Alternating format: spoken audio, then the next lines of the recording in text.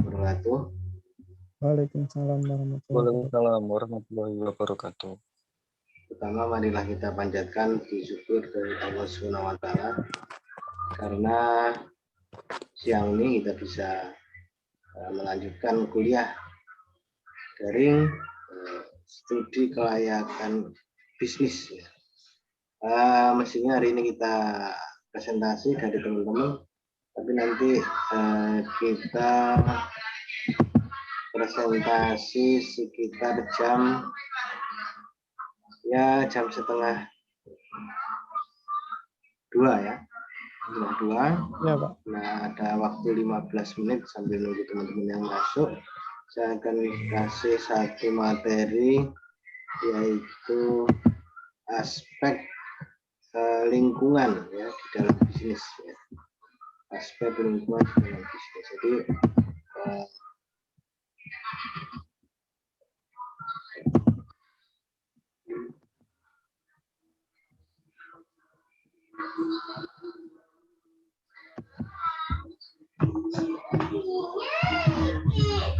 sudah kelihatan share layarnya? Sudah Pak, sudah Sudah, Pak. kelihatan. Sudah, Pak. Ya, di aspek lingkungan dan amdal. Nah, teman-teman, dalam setiap bisnis ya, apapun itu bisnisnya, mesti akan membahas aspek lingkungan. Ya. Lingkungan di sini ada 2, ya. Lingkungan persaingan bisnis, ya. Lingkungan yang kedua adalah lingkungan di mana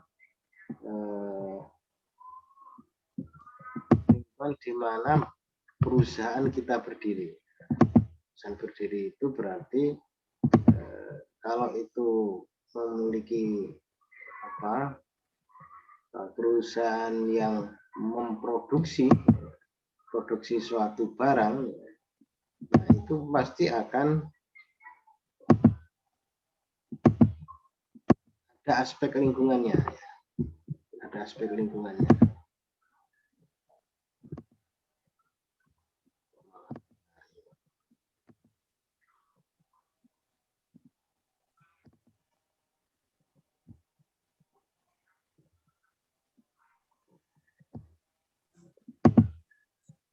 Nah, jadi ada aspek lingkungannya yang itu berpengaruh terhadap kantor atau pabrik, kemudian dan masyarakat sekitar. Nah, pengertian analisis aspek lingkungan, analisis yang membahas tentang kesesuaian lingkungan dengan bisnis yang akan dijalankan. Dampak bisnis terhadap lingkungan dan pengaruh lingkungan terhadap kegiatan bisnis. Jadi, analisis aspek lingkungan itu membahas kesesuaian lingkungan bisnis ya, yang akan dijalankan. Jadi kita jalankan bisnis, misalnya menjual pakaian, ya. Jual pakaian. Nah, aspek lingkungannya apa? Aspek lingkungan adalah salah satunya pesaing. Ya, pesaing di lingkungan bisnis. Misalnya jual jilbab, jual pakaian busana muslim, nah di sekitar kita ada berapa yang menjadi pesaing. Kemudian di sekitar kota itu ada berapa pesaing. Kalau kita menjalankan bisnis online ada berapa pesaing. Nah, yang kedua, apa dampaknya lingkungan sekitar itu terhadap bisnis yang akan kita jalankan. Tentu kalau misalnya bisnis kita itu menjual produk, tadi menjual produk kerudung dengan merek yang sama, bahan yang sama, kita lebih murah, ya. Tentu orang lain, pesaing yang lain ya akan marah kepada kita, dan mereka akan beramai-ramai menjadikan kita musuh. Maka segala yang kita lakukan pasti akan menjadi halangan bagi kita ya. Yang kedua adalah bahwa pengaruh lingkungan terhadap kegiatan bisnis. Nah, kalau kita pesaing itu kita menjadi lawan, maka dia akan berperang dengan kita.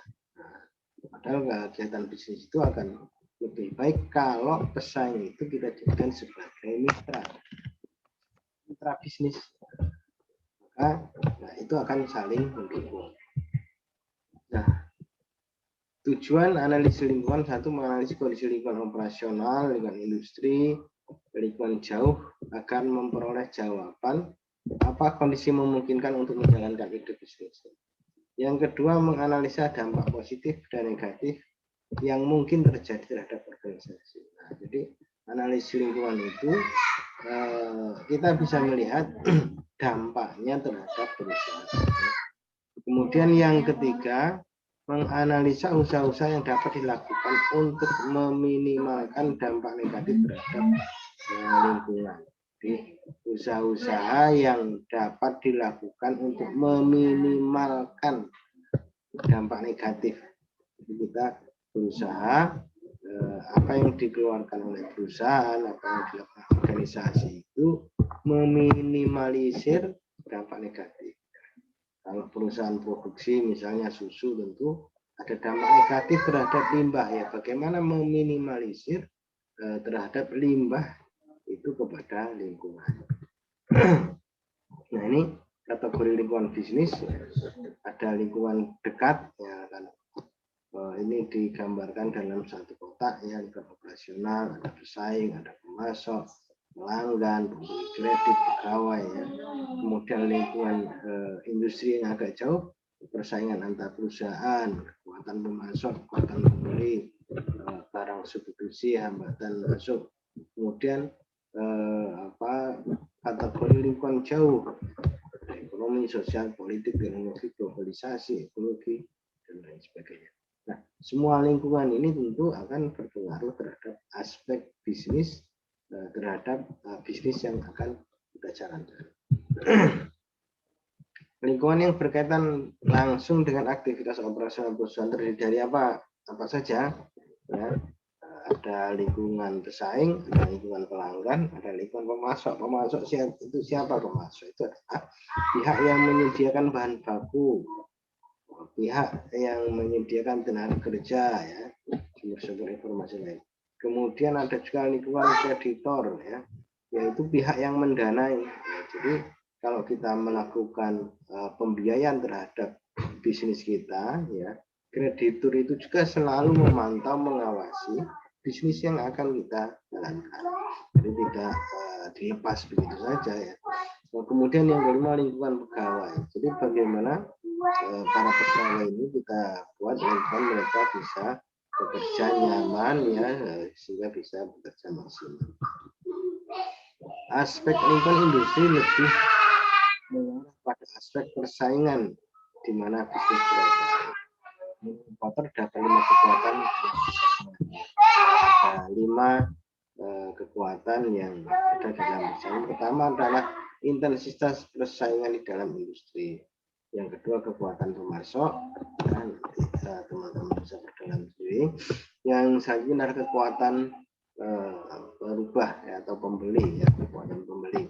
Pembeli mampu mempengaruhi perusahaan untuk memotong harga ya, meningkatkan mutu, meningkatkan pelayanan, ya, ini yang luar biasa ya, pembeli itu adalah raja. Yang keempat adalah ancaman produk pengganti ya. Jadi perusahaan yang berada dalam satu industri bersaing pula dengan produk pengganti. Maksudnya apa? Ada produk-produk sejenis yang itu di-rebranding, ulang atau diganti namanya ya, produk pengganti yang itu intinya sama saja sebenarnya, tapi mereka menawarkan sesuatu yang baru dengan iklan-iklan yang luar biasa. Kemudian yang kelima ancaman pendatang baru ya. Maksudnya perusahaan sebagai pendatang baru akan menimbulkan sejumlah implikasi bagi perusahaan yang ada.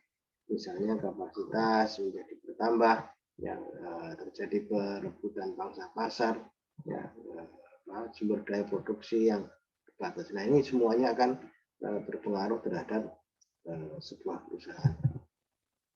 Nah, ini bahkan kekuatan persaingan, jadi ada persaingan industri itu ada pendatang baru, ada bagaimana pembeli ya, pembeli itu merupakan sesuatu yang harus dilayani dengan baik. Kalau dia kecewa, dia akan beralih kepada produk yang lain ya. Produk substitusi, ada pemasok ya. Jadi semuanya ini adalah kekuatan di dalam satu persaingan. Lingkungan jauh ya, tadi sudah digambarkan ada lingkungan ekonomi, budaya, politik. Ya. Pak, bagaimana lingkungan politik mempengaruhi kondisi bisnis? Ya. Jadi kalau teman-teman yang sudah menjalankan usaha tentu akan ada bedanya bagaimana ada tahun-tahun politik, tahun-tahun di mana ada pemilu misalnya. Gitu ya. Kita lebih takut kalau ada kerusuhan, kalau ada apa, sehingga emosional pembeli juga ikut terganggu. Ya. Mereka tidak mudah membeli sesuatu karena takut. Ada lingkungan jauh teknologi, ekologi, dan global. Contoh hari ini misalnya lingkungan global ini bagaimana? Lingkungan ya dampak pandemi. Semua negara terdampak terhadap pandemi COVID-19. Analisis aspek AMDAL itu untuk apa saja? Untuk mengetahui dampak yang ditimbulkan jika suatu investasi dilakukan. Dampak yang timbul ada yang langsung mempengaruhi pada kegiatan usaha. Studi dilakukan mengenai dampak yang akan timbul dan dijadikan jalan keluar. Jadi AMDAL itu bagaimana kemudian dampak itu muncul dan dijadikan solusi, ya, dijadikan jalan keluarnya bagaimana. Jadi bagaimana mengatasi hal-hal yang terdampak terhadap perusahaan kita. Definisi AMDAL itu adalah telaah secara cermat dan mendalam tentang dampak besar dan penting suatu rencana usaha dan kegiatan. Arti lain dari teknik untuk menganalisis apakah usaha yang akan dijalankan akan mencemarkan lingkungan atau tidak. Nah, jadi sederhananya gitu. Kira-kira usaha kita ini mencemari lingkungan atau tidak? Nah, kalau mencemari lingkungan maka harus diadakan bagaimana mengolah limbah. Pengolahan limbah agar keluar dari limbah itu zat besi. Nah, mungkin teman-teman yang pernah ke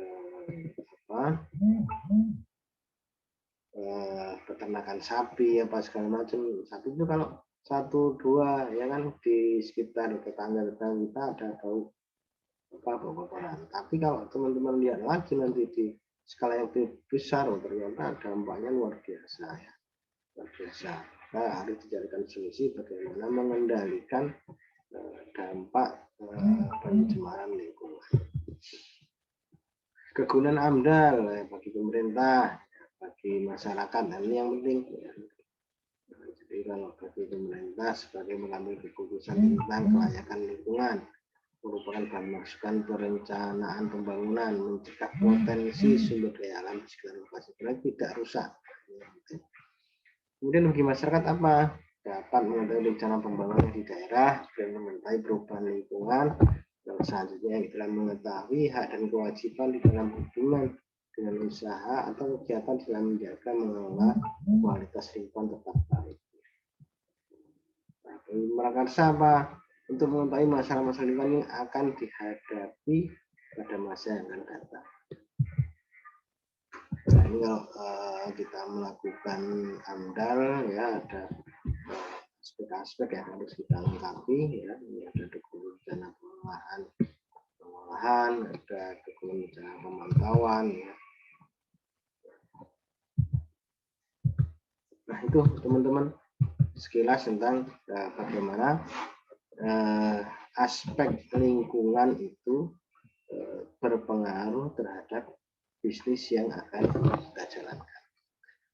Itu saja dulu ya, masih ada waktu 5 menit. Monggo mungkin kalau ada yang ditanyakan silahkan. Setelah ini nanti kita lanjut ke diskusi. Teman-teman. Iya Pak. Tanya Pak tentang tadi ancaman produk pesaing itu loh Pak. Jadi ketika kita punya produk misal apa ya, minuman gitu Pak, dengan merek misal merek A, terus ada perusahaan lain yang mencoba untuk meniru. Nah, apakah itu bisa Pak dijerat hukum apa? Ya, kalau ketika ada namanya produk, suatu produk ya kita agak susah ya kalau gitu. kalau mau menjerat, oh itu meniru aku gitu. Kalau dia ganti nama ya, kemudian ganti nama, ganti merek, ganti gambar kan tidak bisa. Makanya di dalam bisnis itu kan ada, kemarin saya katakan bisnis apa yang paling mudah, bisnis ATM, amati tiru modifikasi. Amati tiru modifikasi itu ya kita meniru produk yang sudah ada, meniru model bisnis yang sudah ada. Loh, apakah itu bisa kita buat? Tidak bisa. Ya itu lingkungan bisnis. Ya. Nah, yang bisa kita lakukan apa? Bagaimana menguatkan kalau itu memang produk yang kita buat sendiri. Ya. Produk itu punya rasa yang khas. Rasa yang khas ya ketika ditiru oleh orang lain, ya tetap beda. Makanya kalau teman-teman lihat ada misalnya ayam lodo, ayam lodo Tulungagung, Pak Yusuf, dia buat merek Pak Yusuf, kan di mana-mana juga ada nanti ayam lodo ayam lodo Mas Firm Wahyu, gitu. Pak Wahyu ya kan, loh, sama ayam lodonya tapi tentu rasanya beda. Nah inilah yang begitu juga dengan produk minuman. Minuman kita tahu sekarang ada Le Mineral, ada Aqua, ada banyak kan sama ya kan? Nah sama tapi orang-orang tetap iya kalau ini yang sudah berkembang di masyarakat kita kalau namanya air mineral itu ya akuahan gitu ya, walaupun namanya air mineral tetap ngomongnya oh itu loh juga untuk aku tukono aqua ya padahal di situ udah ada aqua adanya air mineral jadi nah itu kenapa karena yang asli ya produk yang asli yang mau mulai merintis itu dia punya ciri khas sendiri. Nah, itulah yang harus dipertahankan dan dikuatkan. Jadi, nah itu bagaimana mengelola ya itu tadi pesaing. Ya. Pesaingnya misalnya dari segi airnya harus dijaga kualitasnya, dari segi botolnya, dari segi semuanya harus dijaga sehingga kualitas produk kita itu meskipun harganya misalnya lebih mahal dengan produk baru yang jualnya lebih murah itu tetap berkesan gitu ya kan orang ketika minum air aqua yang 1 galon berapa 15.000 dibanding dengan isi ulang yang harga 5.000 toh ternyata orang masih suka membeli galon yang isi yang galon aqua ya kan yang sudah berada di toko-toko itu daripada isi ulang kenapa ya karena dia merasakan kualitas padahal sama saja ya air mineral diminum sama saja air mineral sama saja sebenarnya tapi sugesti itu sudah muncul di masyarakat kita kalau minum aqua itu ya airnya baik menyehatkan ya kalau di TV kan aqua menyehatkan aqua membuat cerdas ya kan itu sugesti yang dibangun ya. Padahal ya sama saja oke gitu monggo ada lagi Mbak Putri sudah siap presentasi Mbak Putri ya.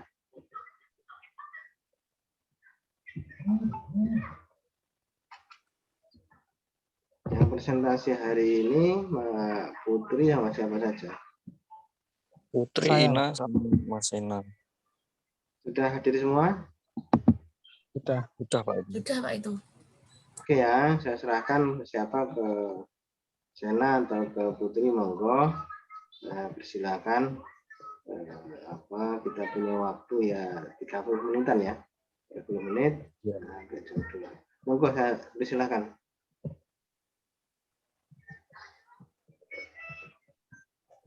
Nanti kalau out nanti masuk lagi ya karena kita dibatasi hanya 40 menit. Monggo silahkan siapa yang mau presentasi.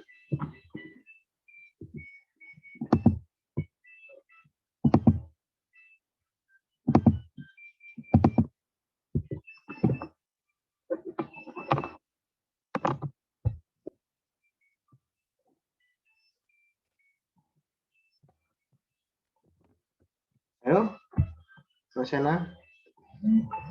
Ya Pak, sebentar. Kalau screen mau share screen nanti saya share screen kan kalau sudah siap.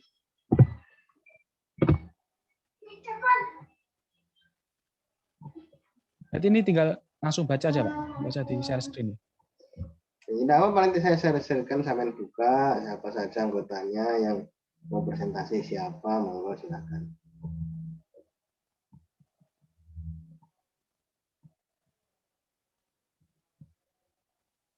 Ya, di sini saya akan menjelaskan tentang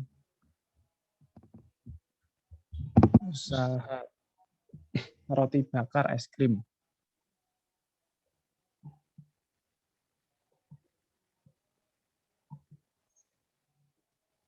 Latar belakang mengembangkan usaha roti bakar es krim ini karena sebagian diri masyarakat sangat menyukai roti bakar es krim karena rasanya yang enak dan nikmat. Roti bakar es krim ini memiliki beraneka ragam rasa sehingga konsumen dapat memilih rasa yang sesuai dengan kesukaan mereka. Selain itu, roti bakar es krim ini dapat dinikmati oleh semua umur, jadi siapapun bisa untuk mengkonsumsi roti bakar es krim ini, baik orang yang sudah tua maupun orang muda. Roti bakar es krim ini dapat dinikmati dalam kondisi apapun, baik dalam malam hari maupun siang hari. Roti bakar es krim ini akan lebih enak apabila dijadikan cemilan ketika kita sedang berkumpul dengan teman atau saudara. Dengan alasan tersebut, kami berniat untuk merintis usaha roti bakar es krim dan usaha kami tersebut kami beri nama roti bakar es krim. Tujuan usaha memperoleh keuntungan yang sebesar-besarnya, menambah pengalaman dan ilmu pengetahuan kewirausahaan dalam melakukan kegiatan usaha, mewujudkan kemampuan dan kemantapan dalam berwirausahaan untuk meningkatkan kemajuan dan kesejahteraan masyarakat. Rencana usaha, rencana jangka pendek. Usaha bisnis roti bakar es krim yang kami rintis ini bertujuan untuk menambah pengalaman kerja di dalam usaha bisnis bagi kalangan sesama mahasiswa maupun bagi umum. Selain dapat meningkatkan kreativitas, juga dapat dijadikan suatu usaha yang menjanjikan untuk kehidupan masa depan dan biaya kebutuhan sehari-hari kita. Rencana jangka menengah usaha yang kami rintis ini pastinya akan kami kembangkan demi mewujudkan impian kami bersama, yaitu ingin menjadi seseorang pengusaha muda yang sukses. Strategi pasar dan pemasaran menjadi kunci awal untuk berkelanjutan usaha kami ke depannya. Rencana jangka panjang, setelah berhasil mendapatkan pelanggan, kami akan lebih meningkatkan mutu dan kualitas dari usaha kami ini. Tidak lupa pula kami membangun jaringan dengan membangun kafe maupun franchise agar usaha yang kami jalankan dapat berkembang lebih besar dalam bidang usaha kuliner Indonesia.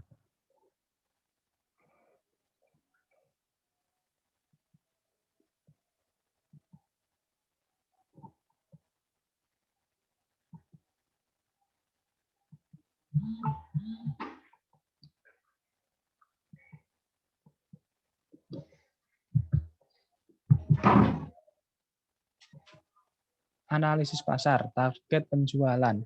Usaha ini berlokasi di tempat-tempat yang strategi dan di pinggir-pinggir jalan utama, seperti alun-alun dan tempat keramaian lainnya. Target pasar kami yaitu masyarakat sekitar dan masyarakat pengguna jalan tempat usaha kami berdiri. Sasaran konsumen dalam menjalankan usaha ini, sasaran pembeli kami yaitu mencakup semua kalangan masyarakat, baik kalangan bawah, kalangan menengah, dan kalangan atas.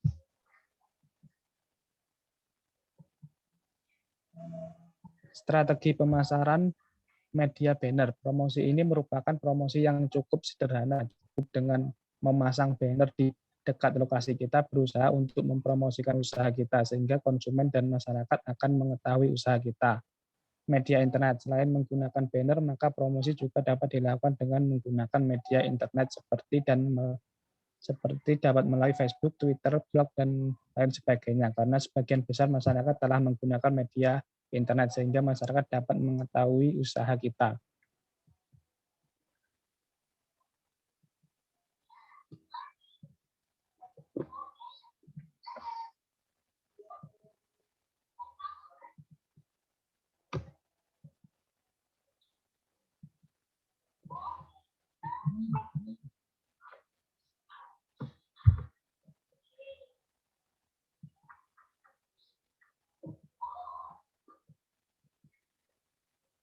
Selanjutnya akan dijelaskan oleh Mbak Ina.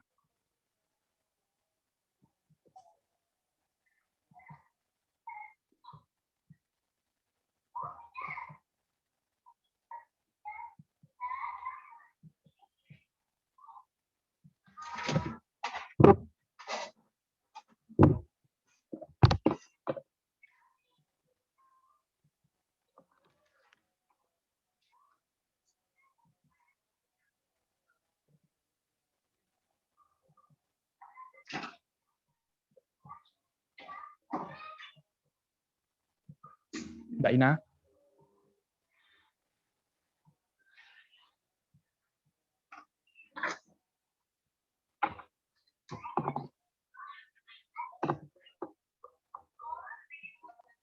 Saya lanjutkan strategi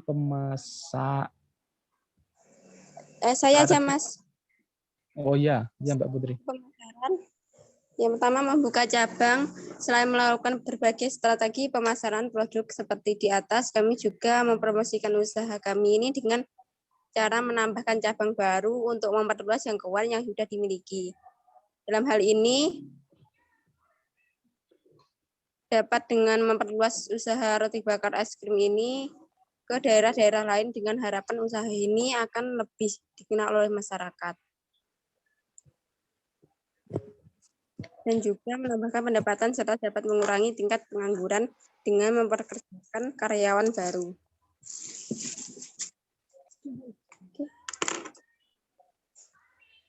Setelah itu pengembangan produk. Pengembangan produk dari usaha ini dapat menambahkan rasa yang mungkin tidak ada di pesaing lain seperti rasa red velvet dengan harga yang terjangkau dan memberikan nilai yang diminati oleh konsumen. Selanjutnya melakukan promosi. Kami melakukan tawaran seperti memberikan promosi pada setiap hari Sabtu. Kami akan memberikan potongan harga kepada konsumen untuk membeli roti bakar es krim ini dengan harga yang lebih murah di atas 20.000, maka kami akan memberikan diskon sebesar 10%. Analisis operasional. Yang pertama, rencana produksi. Adapun rencana produksi yang dijalankan ialah sebagai berikut. Yang pertama dari segi kualitas, yang kedua dari segi lokasi, yang ketiga dari segi cita rasa.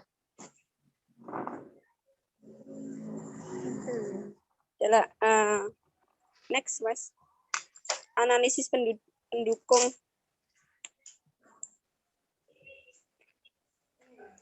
Analisis pendukung bisnis. Yang pertama, distributor merupakan orang yang memasok barang yang harus dibutuhkan seperti penjual roti maupun toko bahan baku yang menjual segala bahan yang kalian butuhkan. Yang kedua adalah pelaku bisnis tersebut, orang yang mau bekerja secara tekun atau telaten, sabar, kerja keras, dan orang yang cukup kreatif. Yang ketiga, pelaku bisnis lainnya, kita pun harus memiliki hubungan baik dengan pelaku bisnis lainnya, karena apabila kita tidak mempunyai hubungan baik, maka bisa saja usaha tidak disenangi. Yang keempat, pengelola tempat. Kita harus memiliki izin dengan pengelola tempat yang akan kita jadikan sebagai lokasi bisnis.